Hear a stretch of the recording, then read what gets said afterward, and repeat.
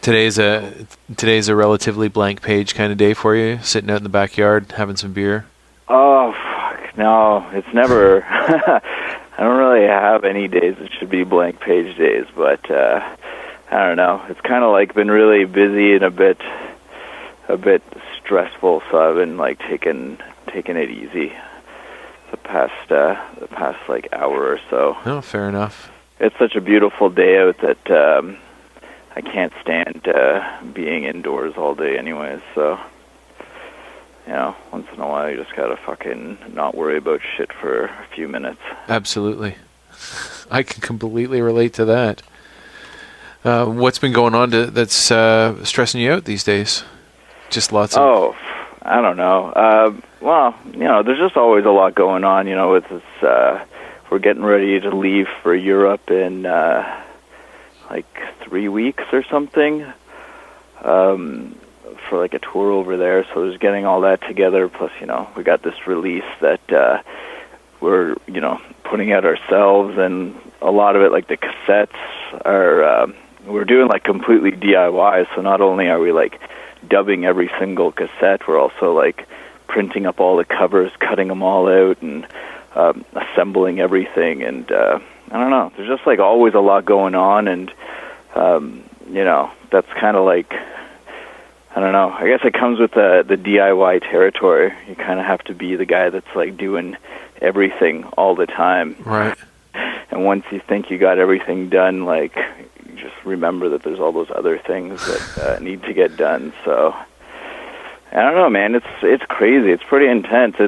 It's rewarding at times because, when things are going well and you get to see the benefits of what you've done, it's like, wow, like we really did that, like all on our own with, not really a lot of outside help. So it's really awesome, but sometimes it can be like completely overwhelming because, we're our own booking agents, we're our own, managers, we're our own like PR people, like, right.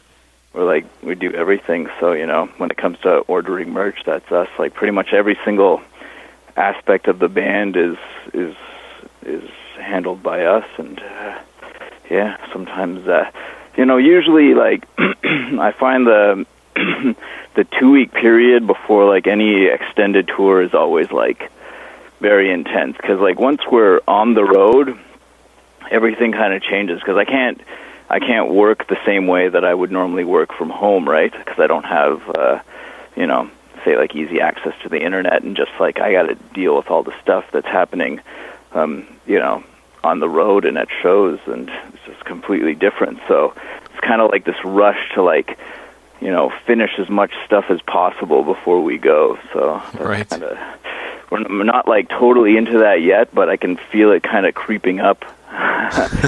So I'm getting into it slowly. Gotcha.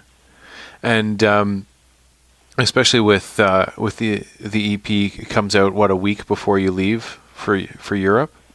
Yeah, well, it's coming out like exactly 2 weeks from today is like when we're gonna have it out. So yeah, there's a lot of we got the test pressings already for the vinyl, like the records. And we're really hoping that they're going to show up before we leave on tour. But, it's not it's nothing that they can guarantee. So we're kind of like, bracing for that to happen while we're on the road. And then basically as soon as we get back, we got to like take care of that. So now we're kind of like finishing up all these cassettes.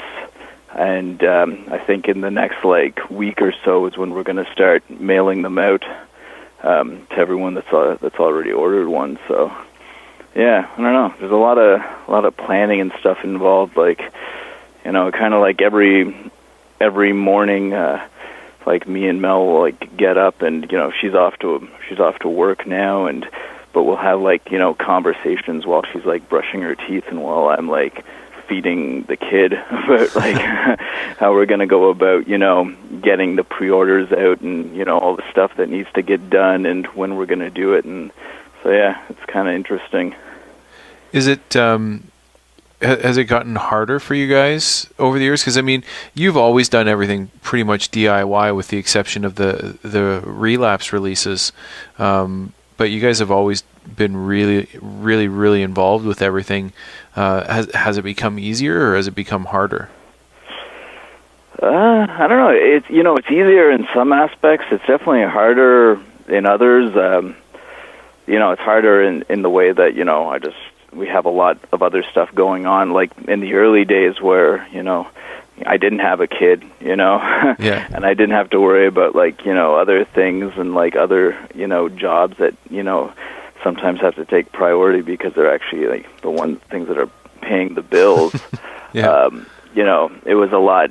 It was a lot easier in that respect, but also we put a lot of time and a lot of work into the band over the past I don't know, now it's 12 years. So we get some of the benefits of that. Where when we do something, it's a little bit easier to kind of get our foot in the door.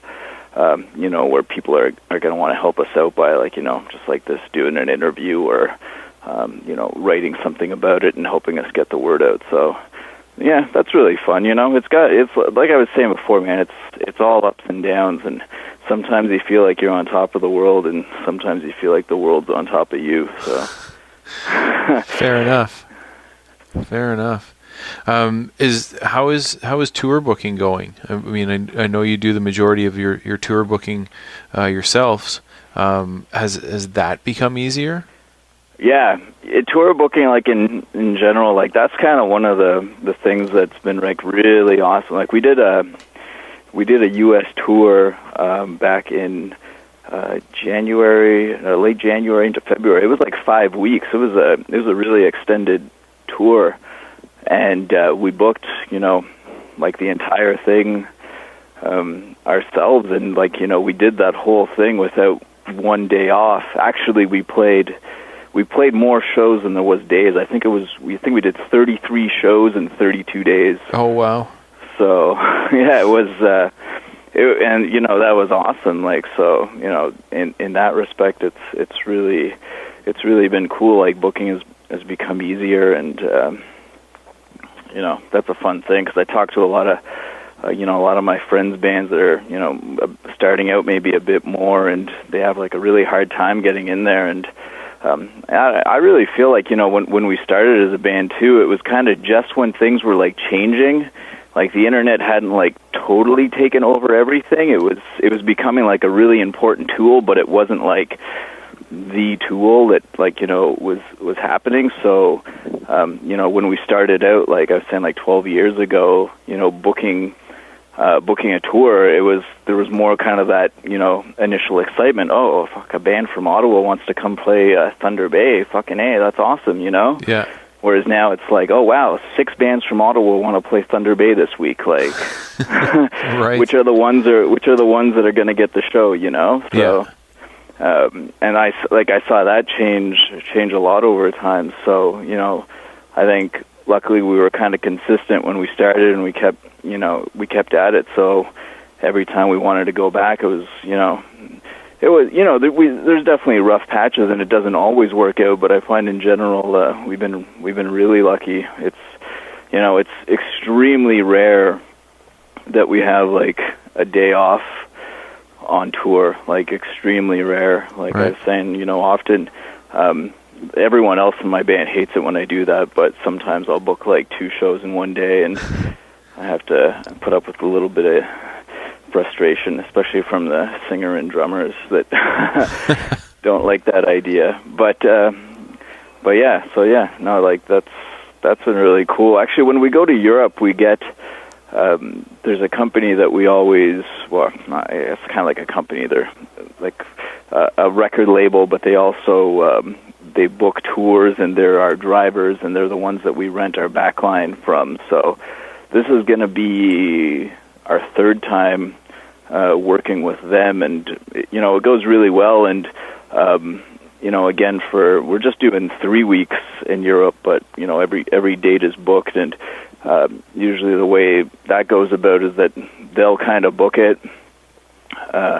because they have a lot of experience, and they're the ones that are on tour probably like 3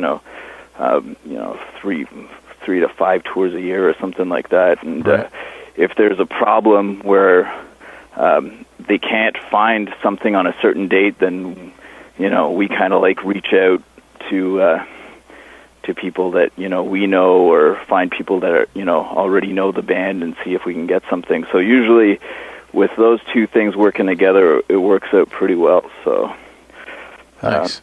Because it's cool, man. Like, because going on tour can be kind of stressful. You want to make sure that everything is as together as possible. And like I was saying, like we did that 5-week tour.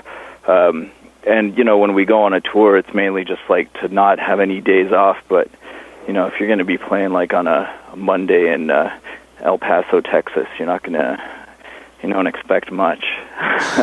But at least you're playing a show, right? So that's kind of always been our philosophy. When you're heading out on tour in Europe, are you going to have to pack like a couple of boxes of cassettes, or have you conned somebody into dubbing the album for you in Europe, so you don't have to carry the cassettes with you? No, actually, no. We're the ones, we pack them. We dub them all. One thing that we did actually for this release specifically, because, when we were doing this release, we knew like the European tour was coming up, and we kind of initially thought of pressing all the records in Europe, picking them up on tour, and hopefully selling enough there and then flying back. Right. But we kind of decided against that, mainly because we just didn't know if we were going to be able to sell enough. Like, we're pressing 500 records, and I don't know if you ever seen what 500 records looks like, but I saw it recently, because actually when we went on this past U.S. tour, we pressed 500 LPs of our Misery EP, and we picked them all up, and 500 records is a lot. Yeah. It's fucking huge. It was like, we had all that in the van, and it was kind of scary. But, it all worked out. But this time was like, man, if we go to Europe, we pick up these 500 records, and if we don't sell, at least half of those, if hopefully, more, we're going to have to bring them back. And, I don't know if you've ever flown with a lot of luggage or anything, but luggage fees are fucking ridiculous. Yeah, for sure. When it comes to flying, like a lot of airlines, like Mel's pretty much the one that does the shopping for us when we're buying plane tickets, and that's like a big thing, because you can find some really great deals, but then as soon as you look at the baggage fees, right, that's when things can get really ridiculous. That's where they get you, right? Yeah. Some places. So that was kind of a really scary thing. If you're just flying over with a backpack, it's a different story. But here we have to fly over with our guitars, pedals, cymbals, snare, like all this stuff that we don't have a choice to bring. Plus, like other merch, and that was kind of the scary thing about pressing the records there. So we decided to just do it all. In the States, and deal with it that way. And our compromise was that we were going to bring the tapes instead. So what we did for that is that we made 2 different versions of the cassettes. There's one that's kind of in a standard. Basically, like now we've released like 3 cassettes. This is going to be the 4th one, and we kind of have this kind of like standard template that we use.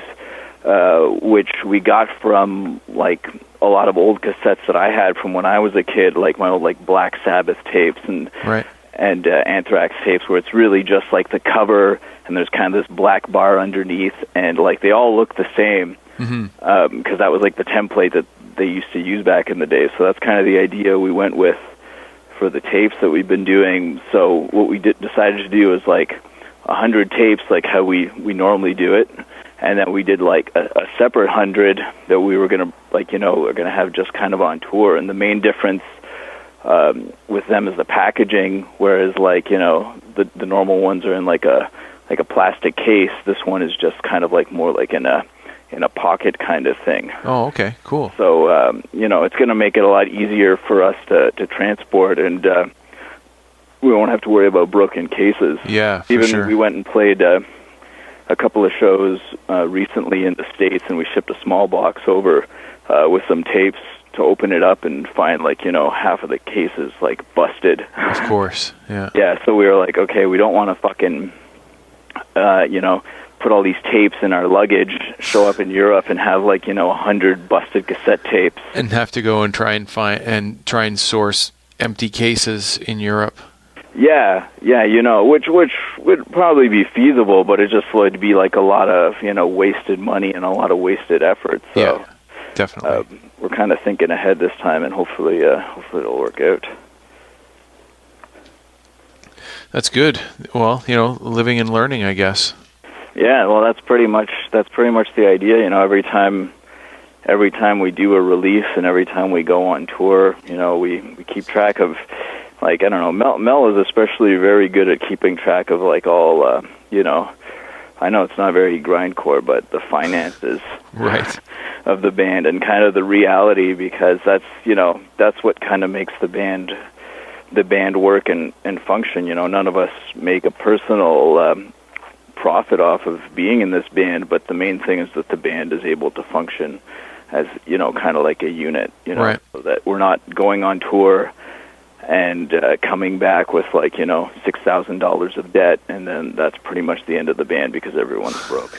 Right. And I've seen it tons of times, tons of friends' bands. That's what's happened. It's they just go all out and they do this and and I don't know, man. We're a bit overly cautious in that respect, but it's kind of worked for us. It's how we've managed to keep doing it for all these years, because we're a bit safe with the money that we spend, and even when it goes to touring and stuff, what we can do and what we can't do, we just try and be realistic about it, because we can't realistically be on the road 300 days of the year, right, and come back to a home.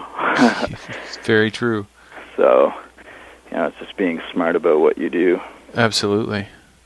And part of that being smart, you guys have pretty much brought the majority of your recording in-house as well, right? Yeah, that's been, I guess it's been a little while now. The new EP we recorded all ourselves. The only difference is that we sent it to Scott Hull from Pig Destroyer to do the mastering. But yeah, everything else we did ourselves. So, and that's been a little while now that we've done it. And yeah, it's it's got its ups and downs. It's cool to have that freedom, but it's also horrible to have that freedom, because when you're not worried about really looking at the clock and you don't have someone breathing down your neck, things can tend to drag out longer than they probably should. Right. So it's really when it comes to doing that stuff, and sometimes things have gotten a little bit out of hand, and now I'm really trying to put deadlines on things. It's all right, we're going to do this from this period to this period, and then whatever it is, that's it, man, it's done. Because if not, any recording I've ever done, and I could easily have sat with it probably for 5 years and tweaked it forever, and it would probably still never seem exactly right. When I find a lot of the times you kind of got to get past that. You get it done, and you kind of put it out of your head for a while. You go back a few months later, and you don't even notice the things that were possibly bothering you at the time. With the new EP with Amer, did you guys spend a whole lot of time working on it, or was it a fast process for that one?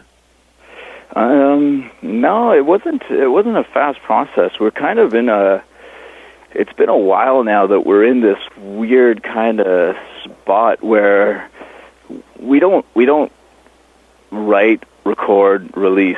We kind of go through, well, I don't know, I'm trying to explain this the best way possible, but maybe the easiest explanation is that even right now we kind of have 3 recordings in different states of being finished. Right. So, we kind of are always working on new music, and the way it's just kind of happened is that, we'll finish it to a certain extent, and then it kind of sits there for a while, and then we'll go back and finish it more. So I know for the MI EP, the drums, we actually recorded the drums for it, I think last January, so like over a year ago. Okay. And then we kind of went away. Well, actually, the main thing that happens often is that we're going on a tour, and the idea is that before we go on an extended tour, we kind of want to record what we've done so far. Right. Because when we go on tour, it's like there's kind of the build up to before we leave, where we're really focusing on our live set, say, a week before. Then we go on tour for, up to a month.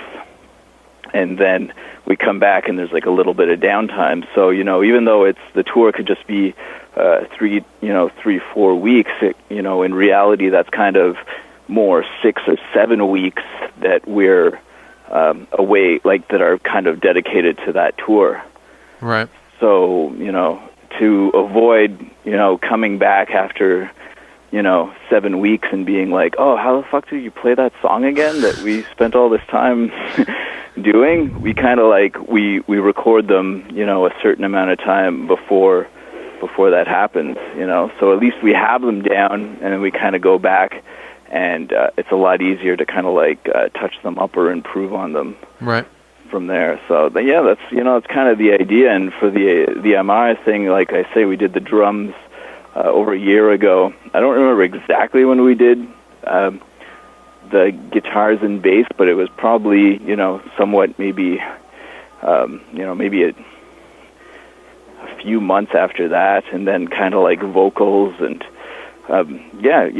it's the way we usually go about it is kind of like the music gets done, and when it's all recorded, then we kind of give it to Mel, and then she'll start working on her vocals from there. And then when she's done her vocals, then we record those, and then kind of gets put there. And then I look at my schedule and figure out when I can dedicate the time to like mix it, and then and that's it.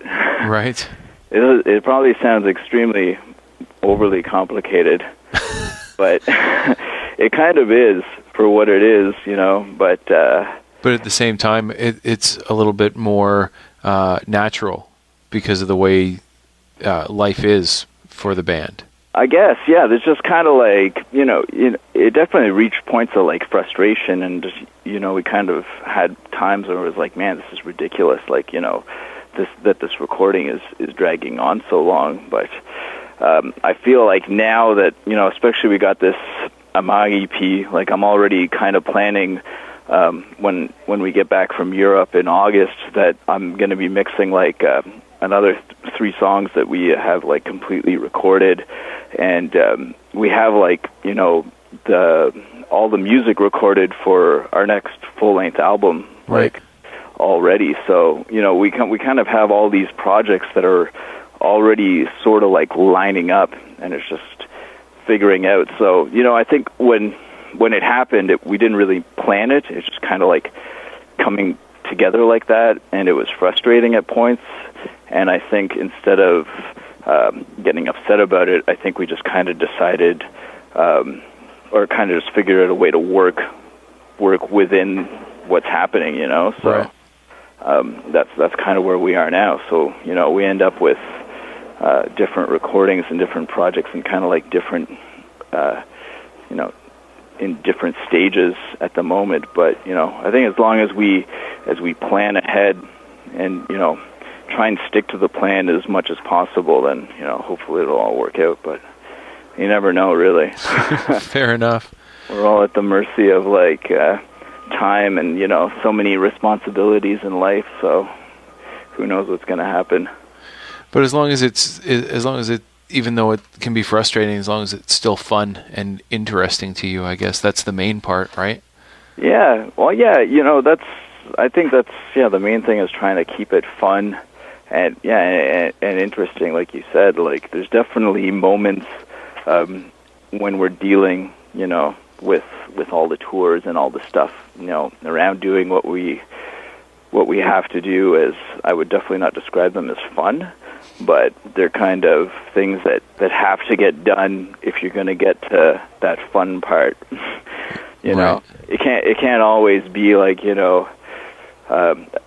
partying and and drinking and whatever. You to get to those exciting times where you can stay up drinking until 6 a.m. in Slovenia. You're going to have to do a good 4 months work.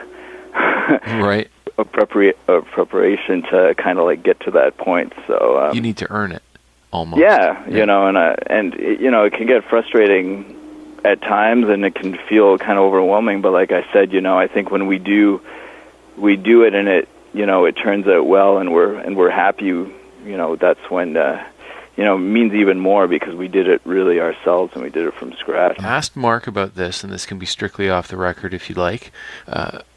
I'm just curious as to the plan for the next full length. Has there been, I know your contract is up with Relapse. Is there talk of going back to Relapse? Are you thinking you'll do it on your own, or perhaps somebody else has shown interest? I don't know. We haven't really talked to other labels. Actually, I shouldn't even say really. We haven't talked to any other labels. We haven't. It's not been something. We kind of been focused on what we're doing. Right. And but I know it's not going to be on Relapse. I think that's pretty much. I really, especially a lot of the people there. I really am fond of them. A lot of great. We spent. What the fuck now? It's 2006, so 7 years basically with Right. those guys and kind of dealing with them, and I'm blown away that they put out 3 of our albums, because we never really sold enough to pay anyone that was working at Relapse. So it's really cool, and I'm even though we haven't it's been a long time since we released our last album on Relapse, I still talk to those guys regularly, and I think even recently they actually they posted some stuff that about this the new MI EP. Oh, nice. So yeah, they're and when we play in Philadelphia, some of those guys always come out and see us. So yeah, us not being on Relapse is I don't know, it's one of those things that's kind of inevitable. As time passes on, things change, and but I don't have any hard feelings about that. And in another respect, it's even kind of exciting because like I said, we spent kind of 7 years on that label, and that was pretty much it. It's kind of exciting to see what else might be out there, or what other options we can do, or what else can happen. So I don't know. We don't. Yeah, I guess that's not really much of an answer, but yeah, we don't really have any solid plans yet. It's something definitely. I'm sure we'll check it out. I don't know if we're going to release it independently. I'd be lying if I said we didn't. We didn't think of that idea, but I don't know. I don't know if that's something we want to do. Right. It's a lot of work. Yeah, pretty much enough. Everything, kind of like any independent release is, it's a lot of work. Yeah.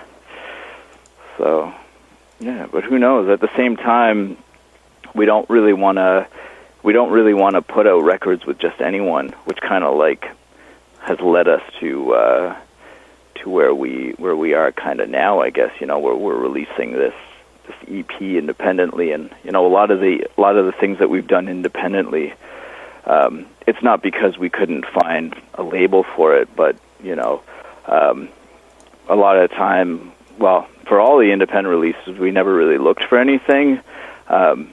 We've been approached by some smaller labels for stuff, but a lot of the time it's kind of like weighing the options of, are these people going to do a better job than us? Because if they're not, then why would we give them all this stuff that we've been working so hard on. Right. That's what it comes down to. And it's nothing personal against those people, but we do this shit and it means a lot to us. And if it means that we're gonna get less sleep and we're gonna have to spend more time doing certain things to make sure that it's done properly, I rather that than just kind of hand over an album or even EP to someone and be like, all right, here you go crazy. Yeah. And they don't go crazy. So yeah, it's tricky, man. And when you're in like kind of our position where we don't really make just trying to keep the band functioning is the goal. We're not making money, so it's hard to find people that are going to be wanting to invest time into your band if you're not going to be paying them. Right. If they're not, and it goes that way for everything, even outside of labels. Booking agents, the same thing. You can get a booking agent, but are you going to get a good booking agent when you're not really making the money? Maybe you'll get some guy's best friend that is gonna has a few emails or something, right? Yeah. That's kind of it. And I'm not trying to put anyone down for anything that they do, because I think everyone starts out somewhere and you build up and you get better and better. And over the years, I've seen people start very minimal and now they're doing ridiculous things, right? Right. In the early days, it's I don't even want to work with that guy, and now they're big, and it's they don't want to work with me, But that's what's awesome, right? And that's the kind of hard work that it takes. So, it's a really tricky thing, man, because finding people to work with is never a problem. There's so many small labels out there. There's so many people that are doing booking and PR and stuff, but I think it's finding the right relationship that's the really kind of tricky thing. So, when it's come to a lot of those things, we never really want to commit to something that we don't really feel strongly about. Mm-hmm. 'Cause it's scary. We spend so much time. I've been doing this for. I can't even really remember not doing this. So it's been that long, and when it comes to working with people, in my band, even and without outside of the band, if they kind of have to have that same sort of passion, mm-hmm. or it's not really going to work, right? Absolutely. So that's what it comes down to. It's just finding the right people to work with, and we had a really great, I think, relationship with Relapse, and it was really cool that all the stuff we did with them, and I think it's just the time for us to move on and for them to move on. So what's going to happen after that, I don't know. We'll see. Something will happen, absolutely. No matter what, I've always said, it's never, it's not about fucking making money or even selling records or doing whatever. If we get to the point that really no one is buying any of our CDs, I'm not going to say, all right, well, that's it, I'm done playing music. Right. It's kind of all right, I guess we'll make music, and we just won't, we won't press 500 records because we can't sell them, Yeah. So it's, and that goes back to what I was saying too about, figuring out what's realistic and what works. I've had a lot of people ask me why there's no CDs of them. And it's just basically we can't get rid of 1,000 CDs. Maybe I can get rid of 1,000 CDs over 10 years. Do I want to have 1,000 CDs sitting in my basement for the next 10 years? Not really, not. And especially in that kind of that format where we're really not sure what's going on with it. Mm-hmm. I rather take, I rather just, press 500 records and do these tapes, have the digital, the download, and that is kind of stuff that we've done before, and we kind of have an idea of how it's going to work out, Mm-hmm. I'm not expecting us to sell, all these records in a few weeks. I know it'll take a bit of time, but at least I have an idea about how long it's going to take. Right. And I'm comfortable of working within that time frame. But yeah, because all that stuff's like, you know, has changed tremendously. Because back in the day, you know, we could press 1,000 CDs and it wasn't really a problem to get rid of them. But now it's like, yeah, like I'm sure we could get rid of some, but you know, I'm saying 1,000 because that's usually typically like like a small pressing and like a pressing plant. You know, I think you can do 500 as well, but you know, with covers and artwork and stuff. So, but yeah, it's tricky stuff, man. Yeah, for sure.